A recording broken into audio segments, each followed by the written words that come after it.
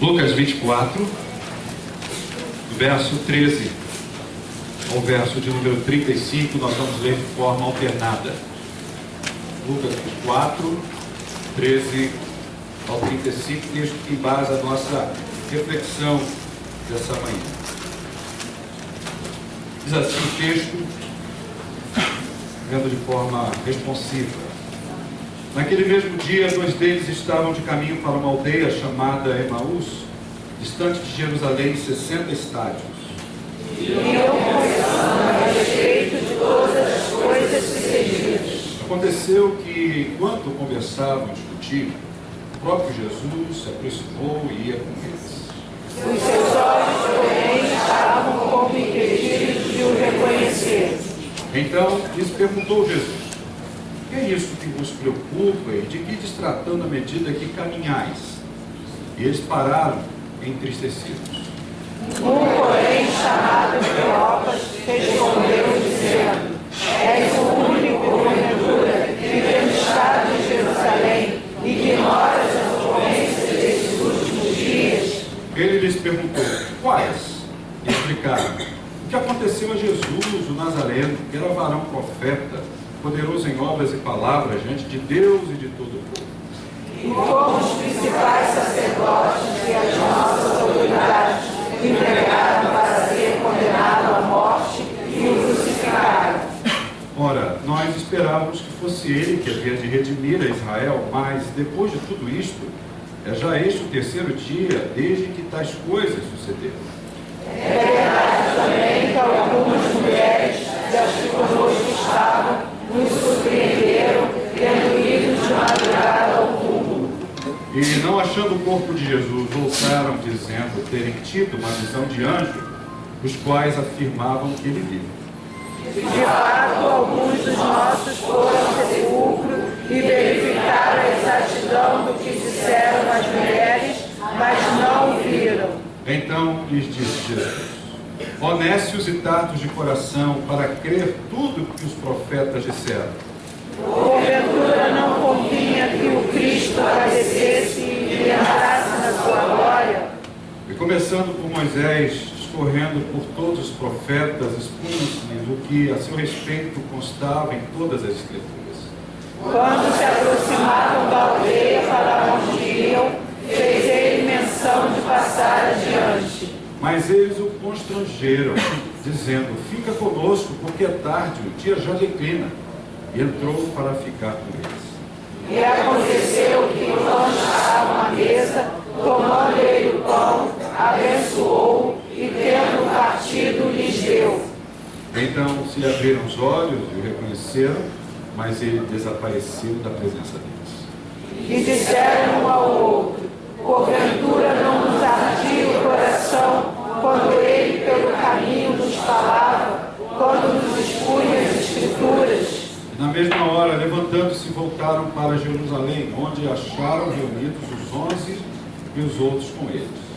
Os quais diziam: o Senhor ressuscitou e já apareceu a Simão. Juntos. Então os dois contaram o que lhes acontecera no caminho e como fora por eles reconhecido no partir do pão. Senhor, lemos a Tua palavra, as Escrituras. Rogamos agora que o Espírito Santo nos conduza nesse tempo de reflexão sobre ele. Saímos daqui edificados por Tua palavra, em nome de Jesus. Amém. Gostaria de compartilhar rapidamente com os irmãos, o tempo vai avançando, sobre o tema atualizando a minha vida com a história de Deus. Atualizando a minha vida com a história de Deus.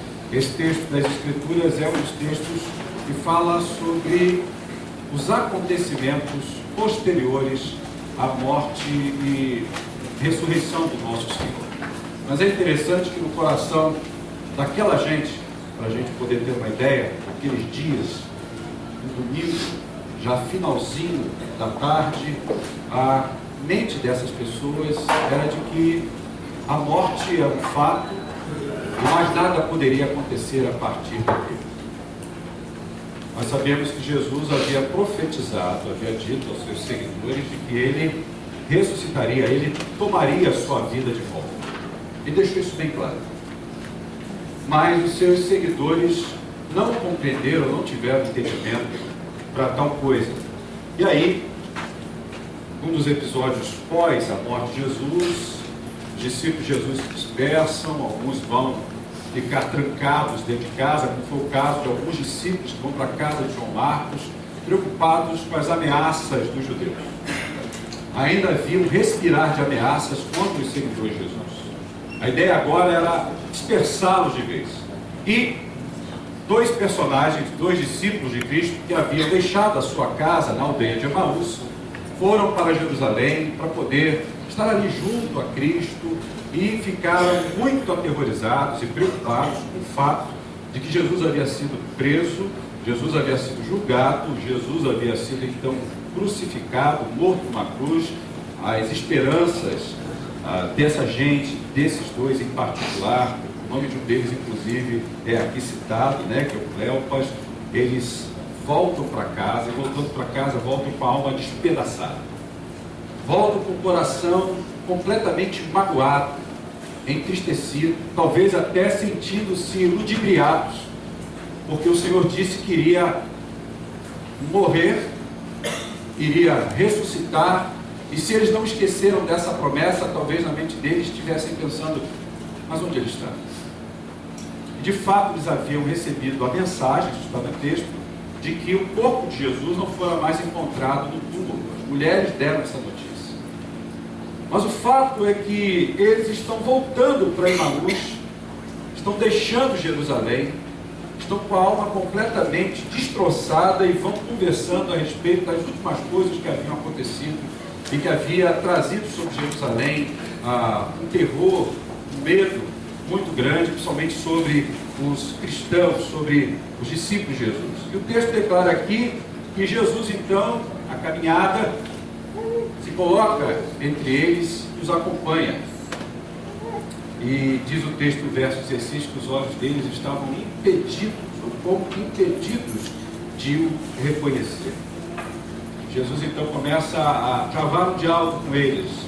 Jesus faz uma pergunta muito sucinta. O que está acontecendo?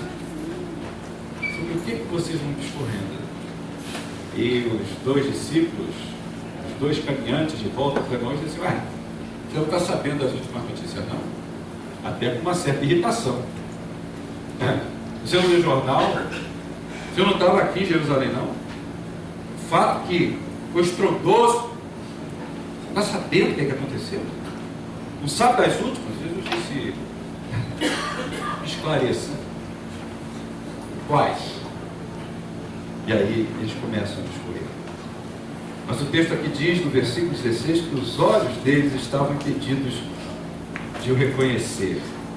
Sabe por que os olhos deles estavam impedidos de reconhecer Jesus? Porque a mente deles não estava preparada para reconhecer Jesus. Porque Jesus agora está revestido de um novo corpo. Porque Jesus já não tinha mais marcas de um corpo que havia passado o que havia passado no Calvário. É verdade que os cravos em suas mãos, as marcas, estavam ali. Mas Jesus agora aparece com um outro visual.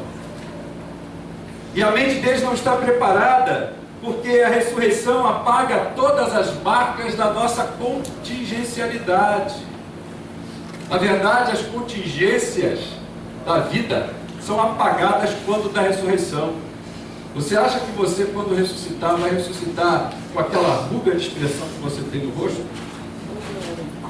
Você já parou para pensar que no dia que você ressuscitar, aquela verrugazinha que você não queria que estivesse naquele local aparente, e que te incomoda, e mexe um pouquinho com a tua estética, ela não vai estar mais ali. Aquela cicatriz, aquela aparência cansada, para os mais experientes na idade, mais avançados, As marcas da idade não estarão mais presentes ali, porque a palavra do Senhor diz que nós receberemos um novo corpo, um corpo glorificado. Então, as marcas da contingencialidade são todas elas apagadas. Não há mais essa questão do tempo e da mortalidade para Jesus, porque Jesus é remodelado às feições do eterno. Eles não reconhecem a Jesus, não conseguem discernir as emoções da história. O texto declara aqui uma coisa muito interessante. Nós olhamos aqui no versículo de número 22. É verdade também que algumas mulheres das que conosco estavam nos surpreenderam tendo ido de madrugada ao túmulo. Foram lá, não acharam o corpo de Jesus. Comunicaram isso aos discípulos. Aqueles dois homens tinham conhecimento desse fato e declaram isso para Jesus. Mas Jesus declara uma coisa muito interessante. Jesus diz assim, no versículo de número 24, diz o Senhor assim, no versículo 25, então diz Jesus, honestos e dados de coração para quê? Tudo que os profetas disseram. Eu estava olhando lá no original, do grego, e significa que Jesus estava dizendo para eles o seguinte: vocês estão embotados de percepção e atrasados de sentimento. Ou seja, Jesus está dizendo para aqueles homens: vocês não conseguem fazer o sincronismo entre os sentimentos, as emoções de vocês e a história. Eu quero explicar isso rapidamente. É porque a cronologia da história nem sempre se faz presente, se encaixa com a cronologia da alma. O fato é que Jesus havia morrido, mas também era fato, independente do entendimento daqueles discípulos, que Jesus havia ressuscitado. Mas a alma daqueles homens, embotada de um sentimento de perda, de um sentimento de impotência, emoções que estavam desestruturadas, esperanças perdidas, essa alma não está conectada com o fato, com a história de Deus. Deus havia ressuscitado a Jesus Cristo e eles não conseguiam enxergar e entender isso. A história já os colocava no domingo, final de tarde. Mas a alma deles estava presa ao fato de uma sexta-feira passada, no movimento em que levaram Jesus para a cruz. A alma deles está cativa ao fato da sexta-feira. No finalzinho de tarde do domingo, a alma deles não consegue enxergar que Jesus havia ressuscitado. Mesmo sendo aí no domingo da ressurreição, como esse domingo, a alma deles estava vivendo um atraso. Um atraso. Eu gostaria de chamar você a atenção de que quando a sua alma está atrasada, quando a sua alma não tem percepção de que a história de Deus, a ação de Deus, ela é viva, ela é eficaz e ela transcende aquilo que nós possamos estar vivenciando, experienciando por uma amargura, por uma dor, por uma inquietação, por algo que está ali nos fazendo sofrer naquele momento. Nós precisamos entender que Deus está nos chamando para caminhar com Ele. E Ele faz isso de uma forma muito específica, como fez Jesus. Jesus teve que te colocar caminhando ao lado daqueles homens, para e passo ali, junto com eles, para fazê-los perceber que eles não poderiam ficar reféns, cativos de suas emoções, porque o sincronismo da história de Deus, ele vem ajustar a sincronia da nossa alma. Eles não conseguiram acompanhar o ritmo da ação de Deus na história. Eles ficaram cativos da depressividade, de um sentimento de depressão daqueles dias. E aí eles tiveram uma interpretação destrutiva de um sonho. Eles acharam que o evento Jesus havia acabado. O sonho havia terminado. De ver restituído o reino de Israel. De ver a promessa de algo acontecendo de forma libertadora para a vida de toda aquela gente. Quando a nossa alma se atrasa, Deus aparece para a gente e a gente não vê. Jesus apareceu para aqueles homens no caminho de Jerusalém, agora eles voltando para Emmaus. Eles não discerniram que era Jesus. Porque quando a nossa alma atrasa, quando a nossa alma não acompanha o ritmo da ação de Deus em nossa vida, nós não temos percepção de quem Ele é. Deus é capaz de fazer pergunta para a gente, e a gente responde de um modo mal criado. Foi o que aconteceu com os discípulos. Quais são os últimos acontecimentos? Você não sabe? Você está desatualizado. Jesus tenta trazer a gente para a realidade. Nós acabamos dizendo para ele: olha, você é que é o alienado. O que aconteceu? Porque a alma daqueles homens estava atrasada. Porque a alma daqueles homens estava refém de fatos que aconteceram numa sexta-feira e não se permitiram ser atualizados, sincronizados pela história de Deus.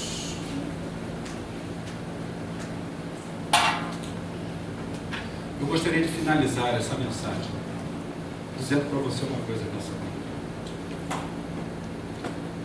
Aquele que tem poder sobre a vida e a morte, Ele ressuscitou com um objetivo muito claro: não só nos conceder salvação, mas nos dar a capacidade, mesmo feridos pelas circunstâncias dessa vida. Não tem um de nós aqui nessa manhã que não esteja ferido por alguma coisa. Quer ver um exemplo disso? Talvez você possa estar aí com o seu coração aparentemente tranquilo.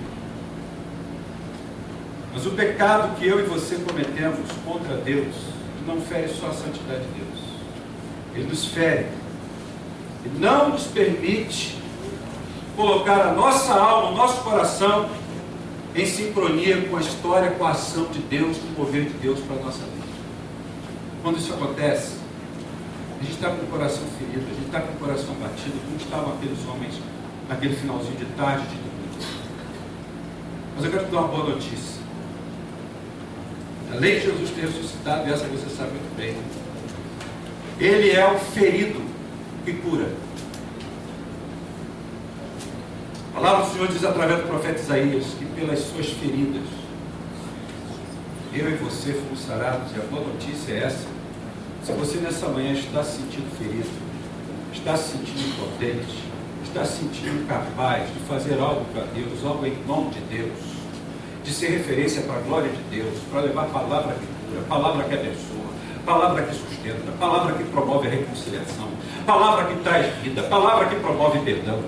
Se você se acha impotente, se você se acha pequeno demais, se você está machucado dentro do seu coração, eu quero dizer uma coisa para você: Ele ressuscitou por você, e para te dar condições de que você possa, se apropriando dessa grande verdade, de que Ele se interessa por você, de que Ele amou e ama você, e de que Ele tem poder não só de sair de dentro de uma tumba fria, mas Ele tem poder de entrar no seu coração, remover a pedra da incredulidade, remover a pedra do medo, da angústia, da incerteza, e dizer para você: vem para fora, vem caminhar comigo, eu vou atualizar a história da sua vida.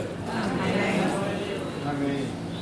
Precisamos, eu e você, eu termino com essa palavra, atualizar o nosso coração com as ações de Deus na nossa vida, para termos sempre as boas notícias, as notícias mais fresquinhas do Senhor, as mais atuais. Você tem um aplicativo no seu celular e você sabe como é importante fazer as atualizações. Você tem o seu computador em casa, você sabe como é importante fazer as atualizações. Sem essas atualizações, sua vida, naquilo que você se propõe a fazer, usando tecnologia, não caminha. Se a sua vida não sofrer esse sincronismo, essa atualização da ação de Deus para com o seu coração, para com sua vida, não vai acontecer nada. Mas a boa nova é que o ferido, ele cura, e ele morreu, e foi ferido do Calvário, na cruz, para atualizar a tua vida. Aqueles homens disseram: você não sabe quais são as últimas? Disseram a Jesus. Jesus morreu. Jesus: vocês não têm as últimas notícias atualizadas, eu tenho. E no partir do pão, seus olhos se abriram. Nós vamos fazer daqui a alguns instantes. Partir do pão. Mas eu quero convidar a Mariana aqui à frente. Nós preparamos uma canção. E essa canção fala sobre isso. Fala sobre o Cristo que vive. O Cristo que nos atualiza. O Cristo que nos coloca em sintonia e em sincronia com o Pai. Vamos louvar o Senhor.